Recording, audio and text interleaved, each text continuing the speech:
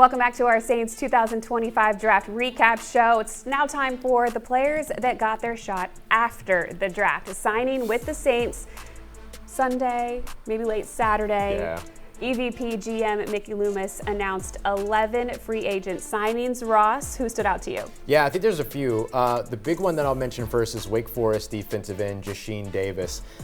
Another one of those sort of 6'3", 6'4", 240, 250 pounds speed pass rushers. He doesn't have the same speed as Fadil Diggs, who ran a 4.57 during his combine, but he's somebody that gives you some of that ability to kind of win with bend, get around the edge. So I think that he's somebody that fits very well what it is that Brandon Staley might be looking to do with his defense. So he's somebody I'd certainly highlight over on the defensive side. Saints didn't walk away with any wide receivers in their draft class, and so guys like Moochie Dixon as well as Chris Tyree absolutely have some opportunities here to maybe show up kind of like how Mason Tipton did last year and make a roster as a rookie wide receiver, undrafted rookie wide receiver. And I think anytime that you grab a punter, things get really interesting. Always love a good kicking battle.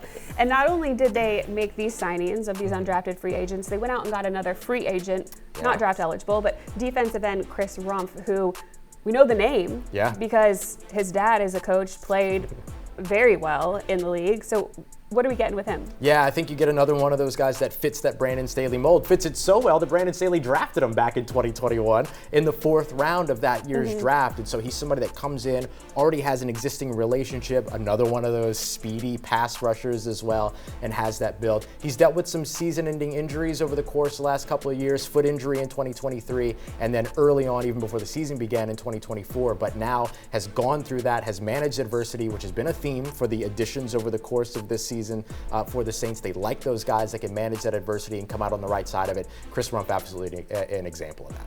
If you take a look at what the Saints were able to do in the draft, they added depth in a lot of areas that they needed to, and then additionally in free agency. And here is Loomis on the success that the Saints have had in those free agent signings. We'll have some guys targeted in the undrafted free agent pool and hopefully hit on one. We've had some success in the past at that, and hopefully we will again.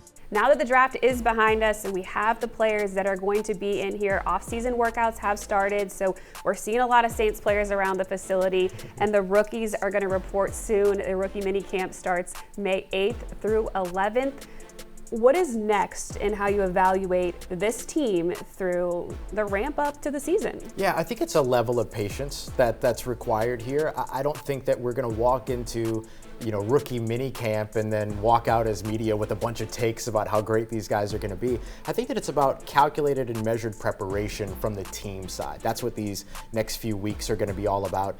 Trying to get their new offense installed, trying to get their new defense installed, get the players that are new to their building kind of acclimated with all of it, and then slowly take that into training camp and see what they can build from there. I think it's all about patience and calculation for this team.